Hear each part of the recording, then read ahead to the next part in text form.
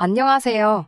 저를 식모로 쓰려 했던 건지 어머님의 음흉한 속내에 질려버려서 연을 끊은 30대 여성입니다. 지인의 소개로 만난 남편과는 사귄 지 1년 만에 번갯불에 콩 구워 먹듯 결혼했습니다. 남편과 제가 서로 좋아 죽을 만큼 푹 빠져 있었던 건 맞지만 이토록 빨리 부부의 연을 맺게 된 건 시댁의 영향이 컸어요. 사귄 지 얼마 지나지 않아서부터 남편이 시댁 식구들이 저를 궁금해한다며 인사만이라도 드리자고 하도 애걸복걸을 하더라고요. 매번 거절하기도 민망하고 그러던 어느 날이었습니다. 남편이 어머님이랑 제가 다니는 회사 앞에 와 있다며 같이 저녁 식사라도 하자고 그러더군요. 생각지 못한 남편의 방문도 당황스러웠지만 어머님까지 오셨다니 남편의 배려 없는 행동에 부담스럽고 솔직히 화도 조금 났었어요. 그렇다고 오신 분을 그냥 돌아가시라 할 수는 없는 노릇이었으니 일단 알겠다 하고 만나게 되었지요. 그렇게 저와 남편, 그리고 어머님 세 사람은 회사에서 멀지 않은 한정식 집에서 식사를 하게 되었습니다. 어머님께서는 제 학벌이라던가 집안 사정 등을 물어보셨는데 솔직히 대답을 하면서도 걱정이 많이 되더군요. 지인이 처음에 남편을 저에게 소개해 줄 때만 하더라도 서울 소재의 대학을 나와 직장을 다닌다고 평범한 사람이라고 했었거든요. 저는 그때만 해도 서울 소재의 대학이 한 손 안에 꼽을 법한 명문대를 뜻할 거라곤 예상하지 못했고 직장이 대기업일 거라고도 생각지 못한 채 그대로 소개팅에 나갔습니다. 남편에 대해서 보다 확실하게 알게 된 저는 혹시나 싶어 남편은 저에 대해 어떻게 들었냐 물었습니다. 그리고 역시나 제 예상대로 대학 나와서 직장 다닌다고 그렇게만 들었더라고요. 제가 서울에서 대학을 나온 건 맞지만 회사 규모나 이런 거 저런 걸로 따졌을 땐 남편 조건에 한참 미치지 못했기에 괜히 제가 거짓말을 한 것처럼 움츠러들더군요. 얼마 대화는 나눠보지 못했지만 남편에게 첫눈에 호감을 느꼈던 저로서는 아쉬움을 뒤로한 채 남편에게 솔직히 털어놓았어요. 서울 소재의 여대를 나와서 지금은 중소기업에 다니고 있다고요. 그런데 남편은 그 직장도 좋지 않냐며 오히려 자기를 낮추고 저를 띄워주는 식으로 대화를 이끌어 나갔습니다. 그리고는 자기는 제가 마음에 든다며 진지하게 만나보고 싶다고 하더군요. 아무튼 사정이 그렇다 보니 어머님께서 제 호구조사를 하실 땐 긴장이 될 수밖에 없었어요. 특히 어머님께서 먼저 아버님은 대학 교수셨고 당신도 교직에 있다는 말씀을 하셨을 땐 조금 난처하기까지 했네요. 굳이 직업적으로 시부모님과 비교하자면 저희 친정부모님은 평범하십니다. 두 분이서 작은 식당을 운영하고 계시거든요. 하지만 제 염려와 달리 어머님의 반응은 남편과 별반 다르지 않았습니다. 그 정도면 됐다라는 애매모호한 말과 함께 남편 어디가 좋은지, 앞으로 어떻게 할 생각인지 그런 것들을 물어보셨어요. 그러시곤 급기야 결혼 생각을 하고 있다면 둘 다 어린 것도 아닌데 시간은 끌어 뭐하냐며 얼른 날짜 잡고 그러라시대요. 사실 아주 가볍게 몇 번 결혼에 대해서 이야기를 해본 적이 있긴 했어요. 그런데 어머님까지 나서서 빨리 진행시키라 하시니 당황스럽기도 하고 한편으론 기쁘면서도 동시에 걱정도 되었습니다. 솔직히 털어놓자면 제가 결혼 자금으로 돈을 모아놓기는 했지만 겨우 4천만 원에 불과했고 친정 부모님도 얼마나 해주실지 감이 안 왔거든요. 그날 밤 친정 부모님께 있었던 일을 이야기하면서 혹시 시집 간다고 하면 얼마나 해주실 수 있냐 물으니 부모님께서 몹시 미안해하시면서 이렇게 빨리 시집 간다 소리를 할 줄 몰랐다며 급하게 쓸 데가 있어서 제 결혼식에 쓰려고 모아두셨던 돈에 손을 대셨다고 하셨습니다. 원망이라기보다는 상황 자체가 갑갑하더라고요. 결국 이튿날 남편에게 당장 결혼하는 건 무리일 것 같다고 했습니다. 가진 거라곤 겨우 4천만 원이 전부인데 이 돈으로 혼수며 애다니며 다 할 수 없을 것 같다고. 당신이나 나나 좀 더 준비가 되면 식을 올리자 하니 남편도 제 뜻이 그렇다면 알겠다더군요. 하지만 얼마 지나지 않아 저는 다시 어머님께 연락을 받게 되었습니다. 돈 때문에 결혼을 미루자고 했냐며 그런 거 신경 쓰지 말고 그냥 하라시대요. 집은 어머님이 전세로 하나 구해주실 생각이라며 너무 개의치 말라고요.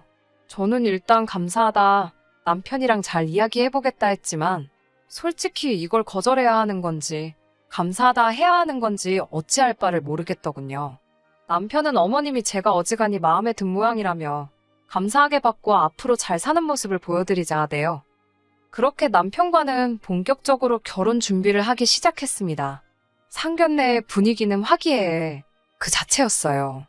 친정 부모님께서는 제가 좋은 시댁을 만났다고 운도 좋다며 기뻐하셨고, 저도 그런 줄로만 알았네요.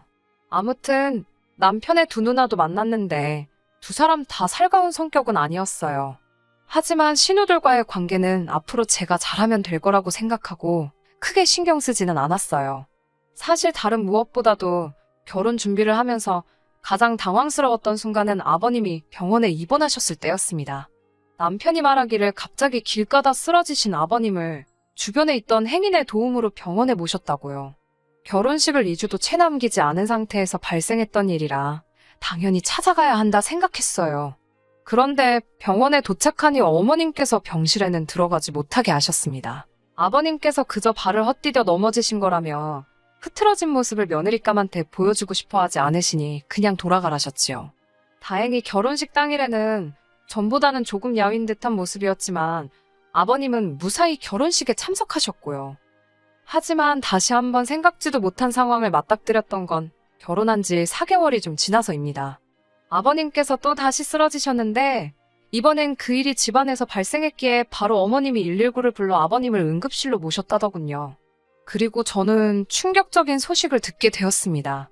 아버님 병실에 가져다 놓을 화병에 물을 채우기 위해 잠시 자리를 비웠다가 돌아오는데 병실 밖으로 어머님과 신우 둘의 대화 소리가 들리더군요. 엿들을 생각은 없었는데 세 사람이 얼마나 조용하게 쑥덕거리던지 비밀 이야기를 한다는 게 불보듯 뻔한 일이었어요.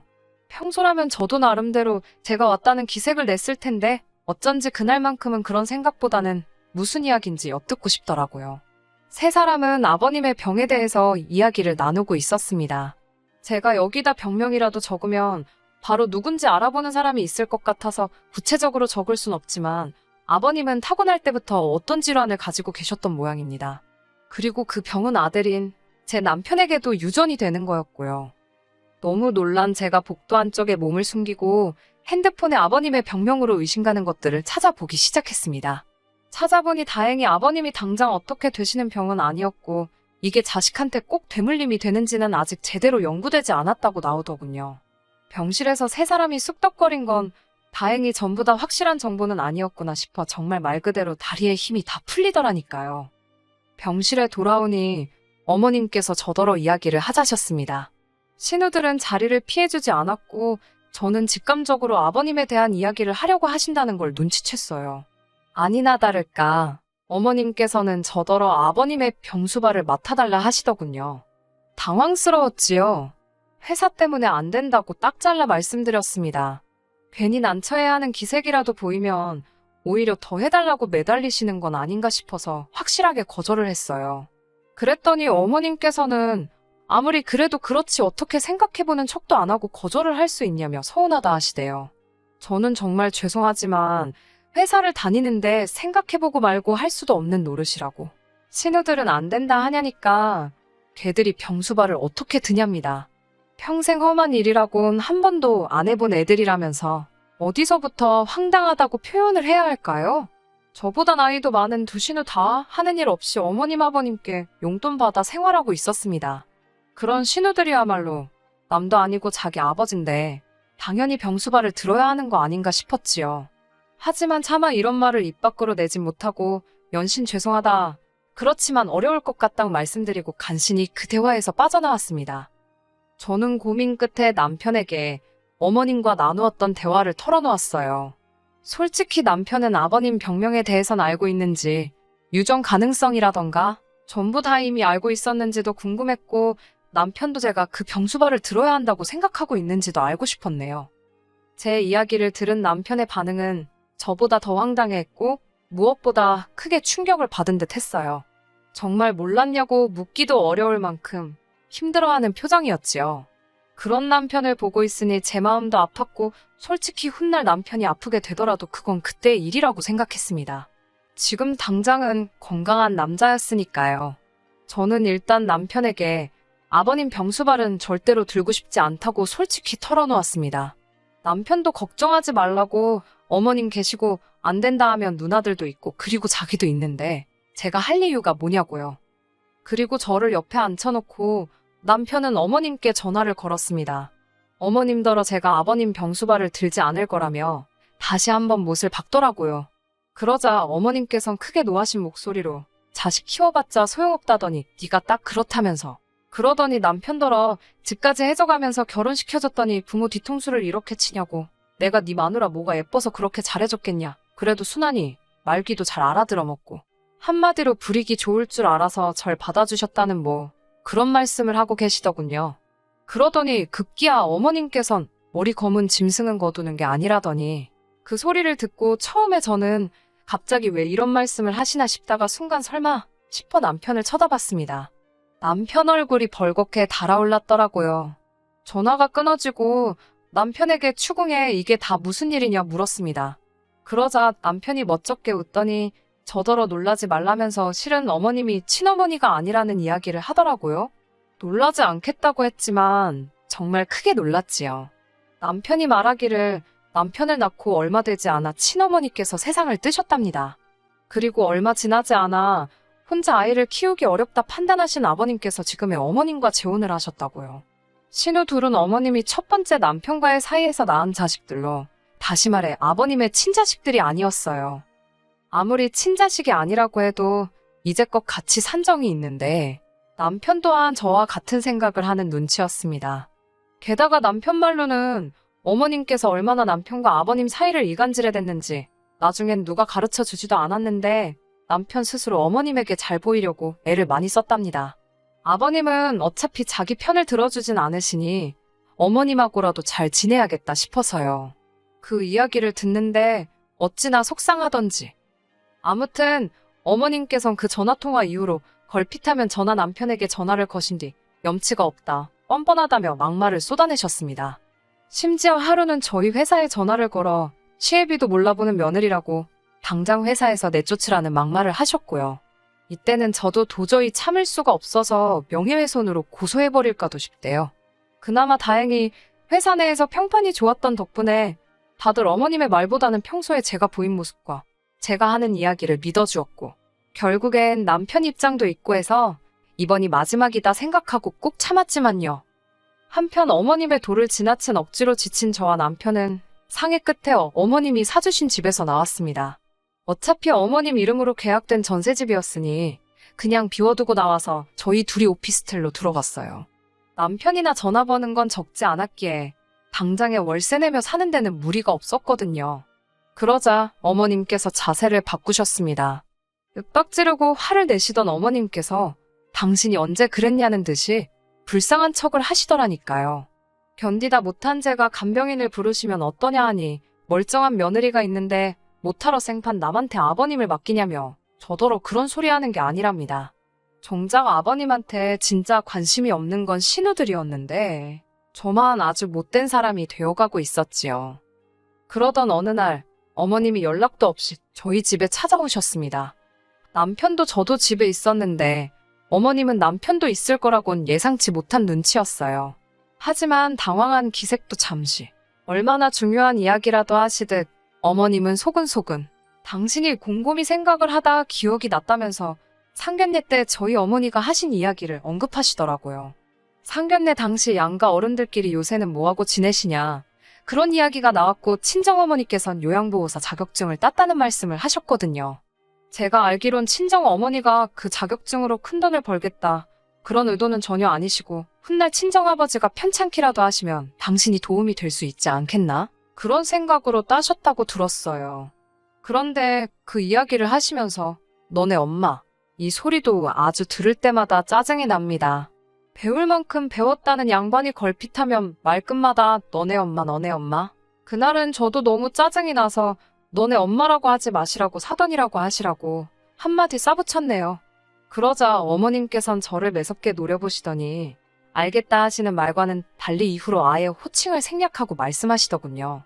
아무튼 친정 어머니를 언급하시면서 당신이 저희 어머니를 고용하겠답니다. 저는 처음에 어이가 없어서 저희 어머니를 고용하신다니 그게 무슨 소리냐 되물었고 어머님께서는 다시 한번 내가 니네 엄마 돈 주고 쓴다고 그러시는 거예요. 저는 됐다고 말도 안 되는 소리 하지 말라 했어요. 남편도 어머님 따라 제정신이냐고, 사돈을 돈 주고 쓴 애만에 그런 소리가 어딨냐고, 그리고 어떻게 장모님이 아버지 병수발을 드냐 했더니 원래 요양보호사 같은 직업이 그런 거 하는 거라며 당신도 찾아봤답니다. 그러면서 원래 배운 거 없는 사람들이 남의 똥오줌 받아내며 돈 버는 거라고 그러시대요. 저희 어머니를 모욕하는 어머님의 말에 저는 이성의 끈을 놓치고 말았습니다.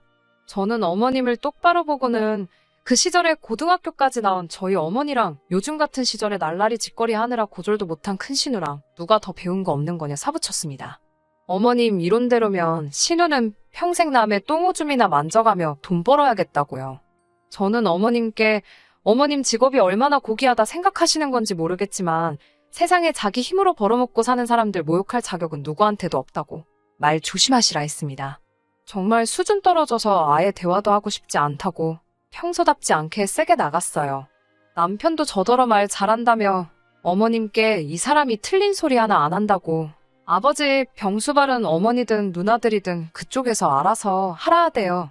그리고는 거의 어머님을 집에서 밀어내듯 내보내고 문을 잠궈버렸습니다. 이후로는 상상하신 일이 그대로 벌어졌습니다. 어머님은 물론이고 신우들까지 나서서 특히 큰 신우는 제가 한 말을 어떻게 전해 들었는지는 모르겠지만 저더러 경우도 없는 X라며 욕을 해댔어요. 아무리 경우가 없어도 아픈 아버지 모른 척하는 너만큼 경우가 없겠냐고 받아치니 지도 할 말이 없는지 상욕만 연신해대더군요. 정말이지 수준 떨어져서 남편은 이 모든 상황이 씁쓸하다 했습니다. 하지만 남편도 병간호는 하고 싶지 않다 했어요. 성장 과정에 있어 아버님께선 어머님께 푹 빠지셔서는 남편은 나몰라라 하셨다고요. 자기가 성별만 남자지 신데렐라가 따로 없었다면서. 돌이켜 생각해보면 아버님이 어떤 증세를 보이기 시작하면서 어머님이 자기한테 친한 척 하시고 그러다 제 존재를 알고 결혼도 추진하신 것 같다고 생각할수록 너무 어이없고 분하답니다. 그래도 남편이 어머님 덕에 저랑 빨리 결혼했다며 평생을 통틀어 그거 하나 감사하다대요. 이후로 저희는 어머님과는 완전히 연락을 끊었습니다. 솔직히 어머님과 남편이 따로 연락을 주고받는지 저는 모릅니다. 그래도 같이 산 세월에 정이 있는데 한순간에 틀어질까? 저는 겪어본 적 없는 인간관계라 잘은 모르겠어요. 적어도 남편이 저에겐 아무 말도 없고 병수발에 대해서는 아예 입도 뻥긋하지 않으니 더 이상 캐묻지도 않으려고 하지도 않을 생각입니다. 남편이 그런 말은 하더라고요. 아버님이 저러다 돌아가셔도 자기는 절대 재산 포기 안 하고 자기 목숨 받아낼 거라고요. 이 말을 하던 남편은 악에 바친 것 같았는데 저는 남편이 어떤 결정을 내리든 그걸 지지해줄 생각입니다. 남편과 저는 이제 영원한 한 팀이니까요. 끝까지 들어주셔서 감사합니다. 오늘의 사연은 여기까지입니다. 구독과 좋아요, 알람 설정 부탁드리고 더 좋은 사연으로 다시 찾아뵙겠습니다. 감사합니다.